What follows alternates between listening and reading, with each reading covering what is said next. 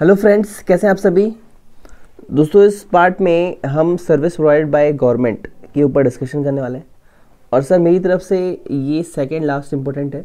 इसके बाद हम गुड्स ट्रांसपोर्ट एजेंसीज़ की बात करेंगे, ठीक है सर, जिसमें हम ट्रांसपोर्टेशन ऑफ गुड्स की और सर्विसेज की बात करेंगे सर। ये मेरा लास्ट होगा इम्पोर्टेंट डिस्कशन में। उसके बाद मैं 2 या 3 पार्ट में फिर पूरी एग्जामिनेशन को फास्ट स्टडी करके ख़त्म कर दूंगा। एग्ज़ाम ओरिएंटेड सर जो भी पढ़ना था ये सेकंड लास्ट है एग्ज़ाम ओरिएंटेड। इसके बाद ट्रांसपोर्टेशन एजेंसी के बारे में बात करेंगे जो गुड्स और सर्विसेज को ट्रांसपोर्ट करवाने के बारे में बात करती है। चलिए सर यहाँ पे अपना मुद्दा स्टार्ट करते हैं। ये कहते हैं सर्विस प्रोवाइडेड बाय गवर्नमेंट। जो भी आपकी गवर्नमेंट है अगर वो सर्विस देगी, सर वर्ड देखना, वर्ड है यहाँ पे बाय गवर्नमेंट, जब गवर्नमेंट दे रही है, ठीक है। अब इसके कीवर्ड्स को हाईलाइट करना आपको एग्जाम में वही याद रखना है। Any activity in relation to any function interested to a municipality, कि कोई भी काम अगर म्यूनसिपैलिटी के द्वारा किया जा रहा है जो कि आर्टिकल 243W में कवर है। सर क्या याद रखना है? नहीं सर, याद नहीं रखना है। बस इतना याद रखना है कि म्यूनसिपैलिटी अगर कोई काम करती है, ठीक है, तो वो एग्जाम्प्ट होती है। क्या एग्जाम में क्वेश्चन आएगा इसके ऊपर? सर मेरे हिसाब से नहीं आना चाहिए, लेकिन फिर भी आप यहाँ पे लिस्ट बना सकते हैं सर यहाँ पे एक, कि म्यूनसिपैलिटी का कोई भी काम होगा जो म्यूनसिपैलिटी करती है, जैसे आप कहते हैं म्यूनसिपैलिटी साफ सफाई का काम करती है, ठीक है, तो ऐसे कोई भी काम वो अगर कर रही है आपके एरिया में तो उसके ऊपर वो जीएसटी चार्ज नहीं करेंगे क्योंकि एग्जाम्पशन में। फिफ्थ है sir service by a governmental authority by way of any activity in relation to any function interested to a panchayat, ठीक है सर। तो ऊपर म्यूनसिपैलिटी को दिया गया था, यहाँ पे पंचायत को दिया गया कि भैया पंचायत कब होती है। जैसे आपने मूवी देखी होगी ओल्ड मूवी, तो उसमें कहते हैं चलो पंचायत बैठाई जाए। तो पंचायत बैठाई जाए में क्या सिखाते हैं वो ये बताते हैं कि भैया 2 परिवारों में कोई लड़ाई झगड़ा हो गया या गांव में कुछ घटना हो गई तो उसका सॉल्यूशन वो लोग करते हैं बैठ के कि भैया कैसे चीज़ों को सॉल्व किया जाए, ठीक है। This is called panchayat, okay.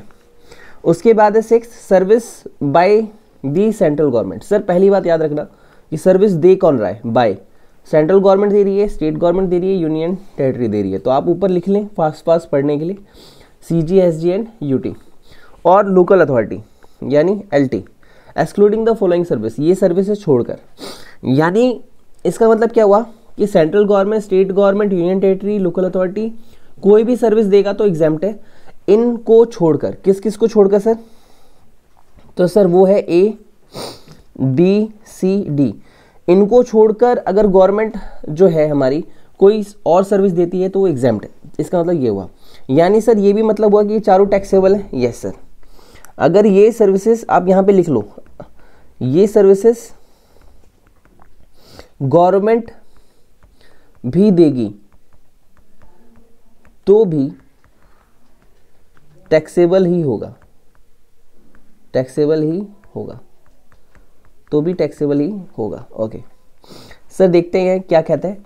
Service by departmental of post, यानी पोस्टिंग की जो सर्विस होती है डाक पोस्ट की, ठीक है, कोई भी देगा। और कैसे है सर? स्पीड पोस्ट दे रहे हैं, एक्सप्रेस पार्सल पोस्ट दे रहे हैं, लाइफ इंश्योरेंस की सर्विस, एजेंसी सर्विस। कई बार पोस्ट ऑफिस में लाइफ इंश्योरेंस भी होता है, कोई भी एजेंसी की सर्विस दे रहे हैं। तो अगर ये दे रहा है, ठीक है, प्रोवाइडेड टू अ पर्सन, एक ऐसे व्यक्ति को अदर देन सेंट्रल गवर्नमेंट को, यानी अगर ये चारों सर्विसेज गवर्नमेंट को ही दी गई, इसका मतलब क्या हुआ? देने वाला भी गवर्नमेंट, लेने वाला भी गवर्नमेंट, तो अब तो भैया एग्जाम्प्ट है। लेकिन गवर्नमेंट ये सर्विस दे रही है कि एनी पर्सन को, ठीक है, एनी पर्सन मतलब किसी भी पर्सन को, तो ये टैक्सेबल हो जाता है। अच्छा सर, B पॉइंट कहता है services in relation to an aircraft और अ वेसल इनसाइड और outside the presence of a port और एन एयरपोर्ट। यानी वो सिंपल सी बात कह रहे हैं कि मान लो 2 टाइप के जहाज होते हैं, एक तो पानी में चलने वाला, एक हवा में उड़ने वाला।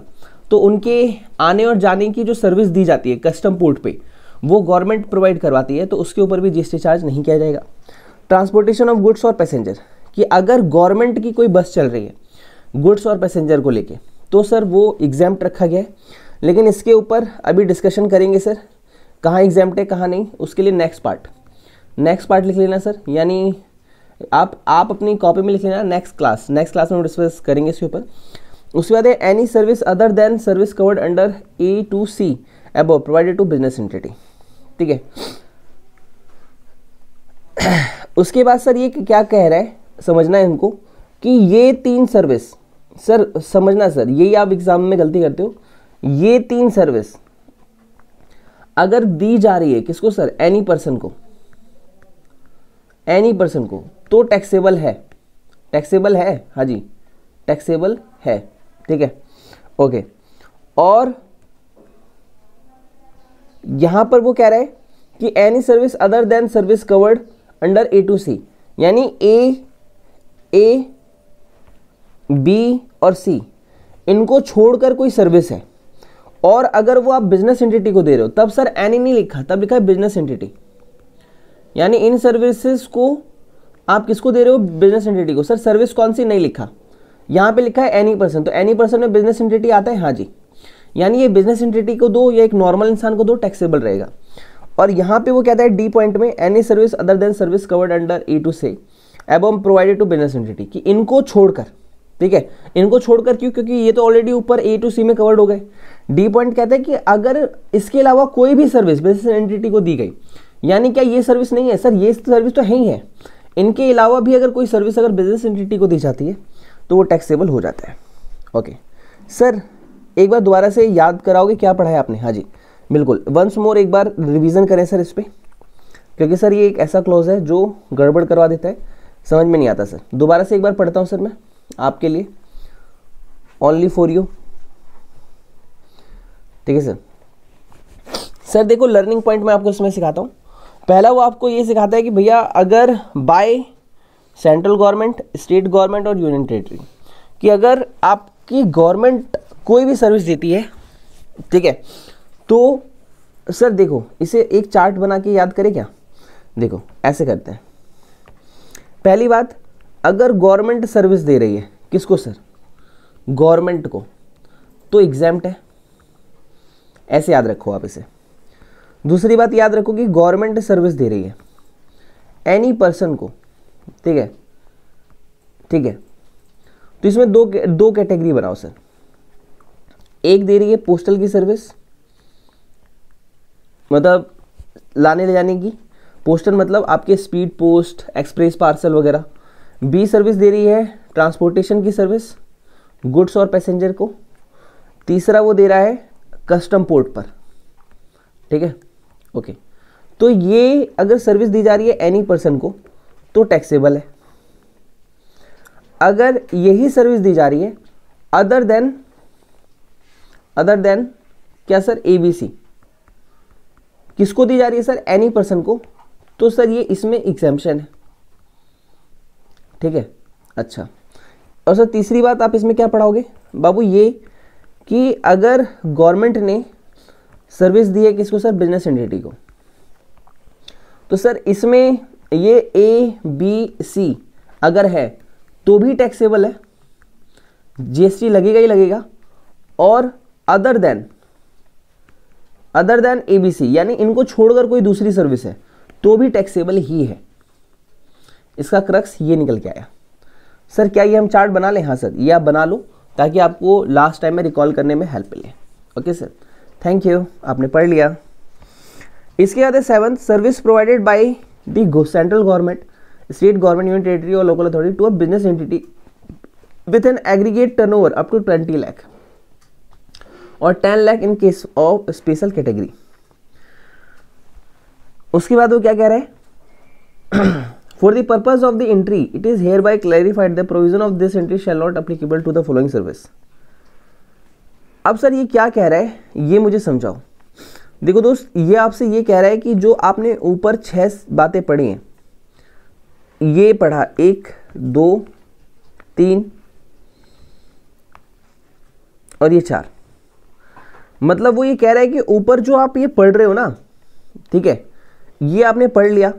अब इसके बाद ये यहाँ पे क्या बताने की कोशिश कर रहा है सर, ये समझना कि आपने जो ऊपर वाली एंट्री पढ़ी, ऊपर वाली कौन सी एंट्री पढ़ी सर, एंट्री नंबर 6 में A, B और C, इसमें आपको एग्जेम्पशन मिल जाएगी अगर आपकी जो बिजनेस एंटिटी है, यहाँ जो चार्ट बनाया था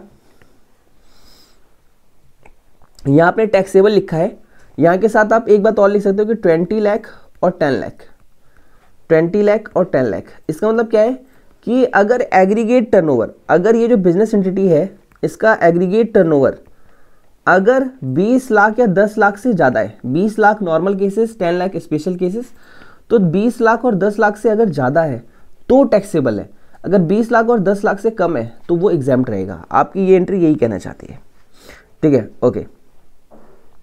और उसने कहा कि अगर गवर्नमेंट किसी बिजनेस एंटिटी को सर्विस दे रही है, रेंटिंग ऑफ इमूवेबल प्रॉपर्टी, ठीक है, अगर किराए पे दे रही है किसी बिजनेस एंटिटी को रेंटिंग ऑफ इमूवेबल प्रॉपर्टी, तो वो भी टैक्सेबल रखा गया। सर ये स्टार वाला पॉइंट है, इसको याद रखना, एमसीक्यू में भी पूछ सकता है और केस स्टडी में भी पूछ सकता है।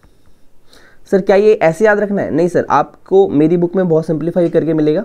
यहाँ पे जैसे आईसीए ने बताया, मैं उसके अकॉर्डिंग आपको बेयर एक्ट पढ़ा रहा हूँ। उसके बाद है sir, service provide by the central government, state government to another central government, state government. तो सर ये तो आपने अभी चार्ट में पढ़ा दिया था। हाँ जी पढ़ा दिया था। कहाँ पढ़ाया था सर ये वाली बात? ये देखो, ये चार्ट में सबसे पहली बात जो पढ़ाई थी सर यही थी, ये गवर्नमेंट अगर गवर्नमेंट को सर्विस देगी तो एग्जेम्प्ट है, ओके। उसके बाद है 9 point, service provide by the central government, state government, union territory और local authority where the consideration for such service does not exceed 5000। कि मान लो अगर central government, state government, union territory और लोकल अथॉरिटी कोई भी सर्विस दे रही है, जिसके बदले में वो पर्सन जिसे वो सर्विस दी गई है उसके बदले में उनसे 5000 रुपये तक की सर्विस के, मतलब अपनी सर्विस के बदले में 5000 रुपये चार्ज कर रही है, ठीक है, तो अगर वो 5000 रुपये चार्ज किए जा रहे हैं तो उसके ऊपर जीएसटी नहीं लगाया जाएगा, ओके गुड। इतना ही याद रखना है सर एग्जाम के पॉइंट ऑफ व्यू से, इससे ज़्यादा इस पर जोर नहीं लगाना है, गुड। उसके बाद है सर, हाँ जी सर 9C, ओके 9C देखते हैं, supply of service by a government entity to central government, state government, union territory, local authority और any person specified by central government, state government, union territory, local authority against consideration received from central government, state government, union territory और local authority in the form of grants. इसका मतलब क्या है sir? अगर government किसी दूसरी government को कोई ग्रांट दे रही है तो सर इसमें जो कंसिडरेशन मिला है सर इस पे जीएसटी चार्ज नहीं किया जाएगा। इसका ये इतना सा मतलब है, फालतू में इतना लंबा लिखा हुआ है, आपको एग्जाम के पॉइंट ऑफ व्यू से इतना याद रखना है। सर अब और सुनो, 9D कहते हैं service by an old age home. कौन सर्विस दे रहा है सर? बाय मतलब कौन दे रहा है? ओल्ड एज होम जो है सर्विस दे रहा है। कौन ये रन करा रहा है सर? सर ये वृद्धा आवास के लिए है। जैसे कोई गवर्नमेंट, मतलब कि कुछ जो हमारे आज देश के युवाएं हैं वो 2 से 4 वाइफ्स रख सकती हैं, जो लेडीज़ हैं वो 2 से 4 हस्बैंड रख लेंगी, बॉयफ्रेंड रख लेंगी, लेकिन माँ बाप को कोई नहीं रखना चाहता सर। तो माँ बाप के लिए हमारे प्रधानमंत्री जैसे लोग ओल्ड एज होम बनाते हैं, ठीक है। सर ये आप अच्छी बात बोल रहे हो, गंदी बात बोल रहे हो, नालायक को डांट रहा हूँ, तुम लोग को सुधर जाओ। मैं ये कहने की कोशिश कर रहा हूँ, माँ बाप कहते हैं कि, एक लाइन सुनी थी मैंने कि जहाँ पे भगवान नहीं हो सकता हर जगह, इसलिए भगवान माँ बाप को भेजता है। और आप लोग उन माँ बाप को भी दूसरे घरों में भेज देते हो जो गवर्नमेंट हाउसेस होते हैं कि भैया वहाँ पे ये लोग रहेंगे, हम उनका खर्चा भिजवा देंगे, तो गलत बात है सर। फिर भी गवर्नमेंट ने कहा है सेंट्रल गवर्नमेंट, स्टेट गवर्नमेंट या एंटिटी जो कि रजिस्टर्ड है 12AA में, जिसे आप कहते हैं कि भैया वृद्धाश्रम, ठीक है। तो वृद्धाश्रम जो है ओल्ड एज होम, वृद्धाश्रम, तो वहाँ पे अगर ये लोग सर्विस दे रहे हैं टू इट्स रेजिडेंट मतलब उनके अंदर ये जो बुजुर्ग आंटी अंकल है, आप देख सकते हो सर इनका दर्दनाक चेहरा, दुखी चेहरा, तो सर ये अपने रेजिडेंट मतलब जो वहाँ पे रह रहे हैं उन्हें सर्विस दे रहे हैं, जिनकी उम्र जो है वो 60 वर्ष या उससे ज़्यादा है, against consideration up to 25,000 per month पर मेंबर, और वो हर मेंबर से 25,000 रुपये अगर हर महीने के चार्ज कर रहे हैं, ठीक है। बट ये आपको लग रहा है 25,000 इसका मतलब वो होटल में भी रह सकते हैं? नहीं sir, inclusive of all charges for boarding, lodging, maintenance, sir वो A to Z सबका खर्चा लेते हैं। सर जैसे अब आप सीए हो गए, आप में से कुछ ज़्यादा यो हनी सिंह के भक्त हैं, तो वो तो बस ढिच्चुक हिप हॉप खेलते रहते हैं, तो सर वो अपने माँ बाप का ख्याल रख नहीं पाते, तो वो ऐसे ओल्ड एज होम में उन्हें भेज देते हैं और बोलते हैं सर हमसे 50,000 का चेक हर महीने लेना, हमारे मम्मी पापा की केयर आप करो। क्यों नहीं करते सर आप केयर? आपको अपनी केयर करना नहीं आता है ना। इतनी ठंड है, एक बनियाइन टी शर्ट में आप लोग घूमते हो, फिर बोलते हो तेजी में चलता रफ्तार। हाँ कोई बात नहीं, छोड़ो, इधर उधर की बातें नहीं करते, बस यही कहना चाहता हूँ सुधर जाओ। और याद रखना 2 चीज़ों की वैल्यू ऑलवेज करना, एक तो अपने माँ बाप की और दूसरी टाइम की। जो इन दोनों की वैल्यू कर लेता है सर वो कुछ बन जाते हैं। बाकी तो एक बहुत सिंपल सी शायरी है सर मेरी, कि वो शायरी ये है कि ठंडी में चाय की दुकान पे चाय तो हर कोई पिया करता है, ठीक है, लेजेंड तो वो है जो दर्द को हंसते हुए जिया करता है। थोड़ा सा स्ट्रगल के जरिए से थोड़ा सा हार्ड वर्क अपने अंदर डेवलप कीजिए। 34A, services supplied by central government, state government, union territory to their undertaking और public sector undertaking by way of granting the loans taken by such undertaking और PSU from the financial institution. मतलब sir यही है इसका मतलब कि government का ही कोई सेक्टर है, पब्लिक सेक्टर अंडरटेकिंग मतलब गवर्नमेंट का जिसमें share holding majority share holding है, या फिर आप दूसरे शब्दों में कहो कि गवर्नमेंट अपनी ही कोई ब्रांच या अपनी ही कोई होल्डिंग कंपनी जो है उसको लोन दिलवा रही है, ग्रांटिंग दी लोन्स। किससे दिलवा रही है? फाइनेंशियल इंस्टीट्यूशन से। तो फाइनेंशियल इंस्टीट्यूशन ने गवर्नमेंट की गारंटी पे पब्लिक सेक्टर अंडरटेकिंग को कुछ लोन दिया, तो ये जो गारंटी है इसके बदले में कोई GST चार्ज नहीं किया जाएगा। बस यही सिखाने की बात यहाँ पे की जा रही है। एग्जाम के ओरिएंटेड जरूरी नहीं है सर, एग्जाम के ओरिएंटेड ये थोड़ा सा ज़रूरी था, और इसमें मुझे नहीं लगता सर जो आपने पढ़ा कोई ज़रूरी है। बस ये ABC जो 3 पॉइंट पढ़े थे ना, ये सबसे इंपॉर्टेंट है सर यहाँ पे 5 स्टार एंट्री। बाकी सर नहीं भी आपको याद रहेगा तो चलेगा। उसके बाद अगला है service provide by the central government, state government, union territory और local authority by way of registration required under any law. Sir इसका मतलब क्या है? सर आप अपने आप को GST में रजिस्ट्रेशन करवाते हो, आप CA के पास जाते हो और बोलते हो सर मेरा GST में रजिस्ट्रेशन कर दो, तो CA आपसे 2000 रुपये फीस तो चार्ज करता है, प्लस 18% GST चार्ज नहीं करता है। क्यों नहीं करता है? गवर्नमेंट के इस प्रोविज़न के कारण। अगर रजिस्ट्रेशन लेने पे ही अगर गवर्नमेंट आपसे GST चार्ज करने लग जाए तो आप कहोगे यार वैसे ही खर्चा इतना ज़्यादा है और खर्चा बढ़ गया, छोड़ो कौन ले रजिस्ट्रेशन। तो इन बातों को थोड़ा ध्यान रखना होता है। उसके बाद है टेस्टिंग की service, calibration, safety check, certification relating to protection, safety of workers, consumer, public at large, including the licence required under any law, time being in force. Sir ये किस लिए है? सर मैंने आपको एग्जाम्शन पढ़ाते हुए एक चीज़ बताई थी कि जो एग्जाम्शन का चैप्टर बना है वो पब्लिक का ख्याल रखते हुए बनाए कि पब्लिक पे GST जो आम नेसेसरी चीज़ें हैं उनके लिए GST ना लगे, ठीक है। इसलिए एग्जाम्शन का चैप्टर बनाया गया है और इसमें जो भी आवश्यक चीज़ें होती है उसे एग्जाम्शन के चैप्टर में रखा जाता है कि लोगों को उस पर टैक्स ना पे करना पड़े, ठीक है। तो वो यही कह रहा है कि अगर पब्लिक की सुरक्षा में आप टेस्टिंग कर रहे हो, कैलिब्रेशन कर रहे हो, सेफ्टी चेक कर रहे हो और ऐसा कोई भी काम कर रहे हो, ठीक है, बाय, सर बाय वर्ड याद रखना सर, कौन कर रहा है sir? Central government, state government, union territory. तो वो इन सर्विसेज पे GST चार्ज नहीं करेगी, क्योंकि एक आम इंसान जो इनसे सर्विस ले रहा है उस पर टैक्स का बर्डन ज़्यादा हो जाएगा, इसलिए यहाँ पे GST नहीं चार्ज किया जाएगा। ओके सर 61 है, आपने सभी ने देखा है sir, central government, state government, union territory आपको ड्राइविंग लाइसेंस फैसिलिटी दे रही है, पासपोर्ट इशू कर रही है, बर्थ सर्टिफिकेट दे रही है, डेथ सर्टिफिकेट दे रही है।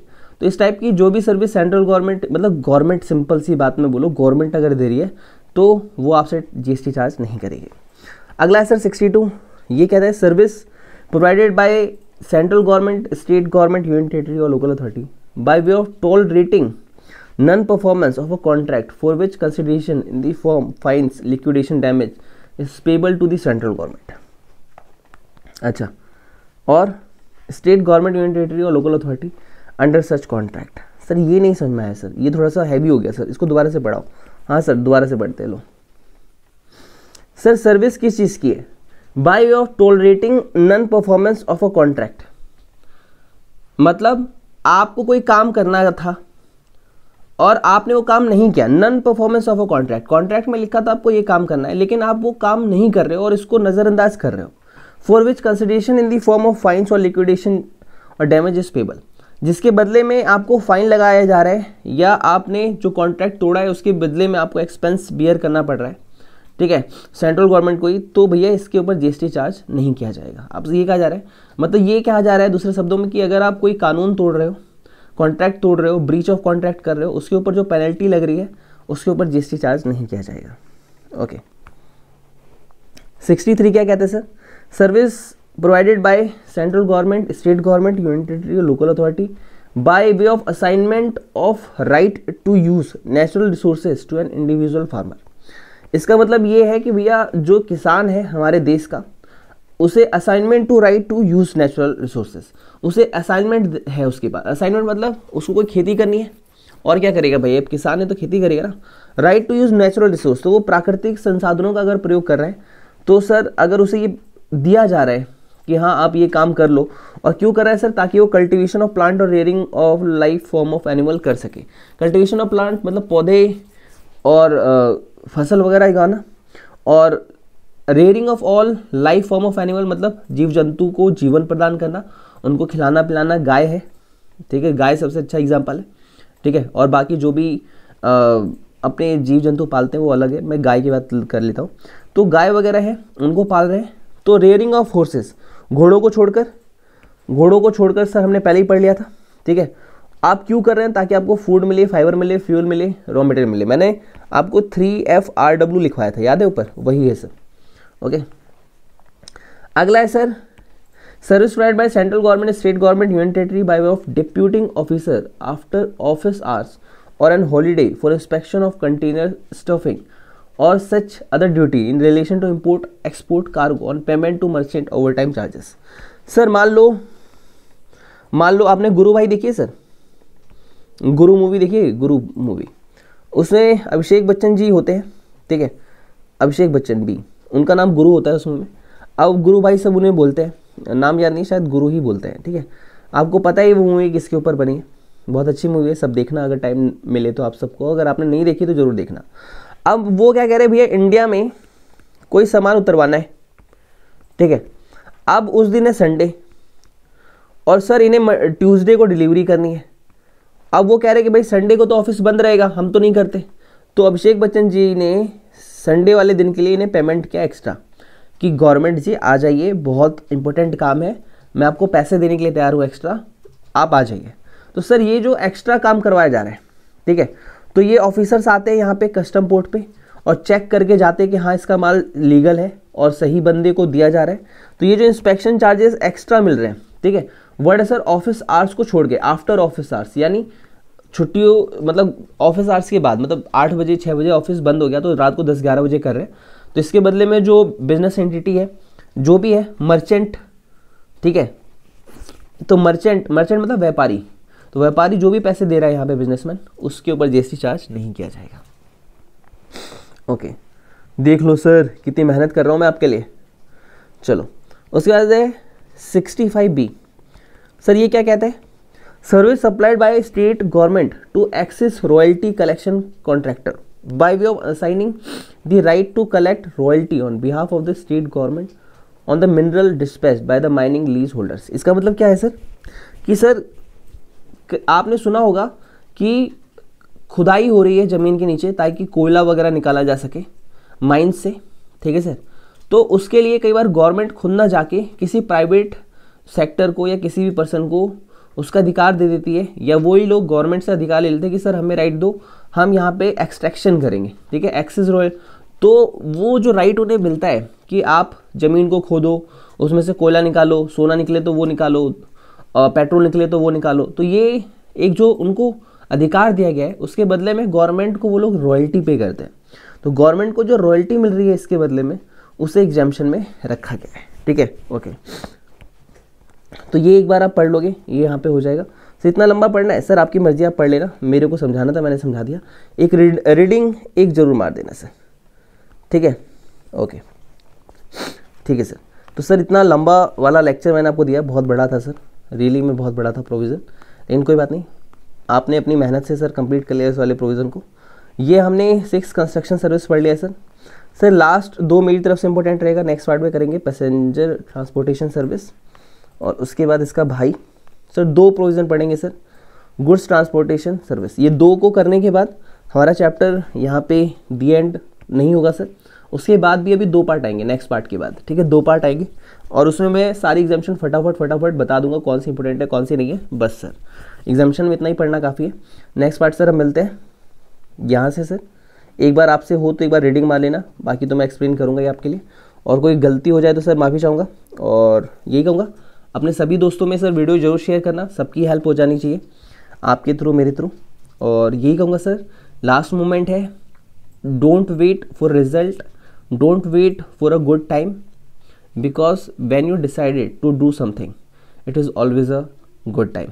कोई भी समय ख़राब नहीं होता सर, सारे समय बहुत अच्छे होते हैं सर, बस आप गलती कर देते हैं कि आप वेट करते हैं एक अच्छे मोमेंट का कि वो अच्छा मोमेंट आएगा तो मैं करूँगा। नहीं सर, आपको आज से अभी से करने की आदत डाल लेनी है। जिस दिन आपको इंतज़ार छोड़ के करने की आदत आ गई ना सर, तो आप अपनी लाइफ में वो कर जाएंगे जो एक नॉर्मल इंसान कभी नहीं कर पाता। आई होप कुछ समझदार लोग होंगे यहाँ पे जो मेरी बात समझ पा रहे होंगे। यही कहूँगा sir, take action now. Wish you all the best and God bless you.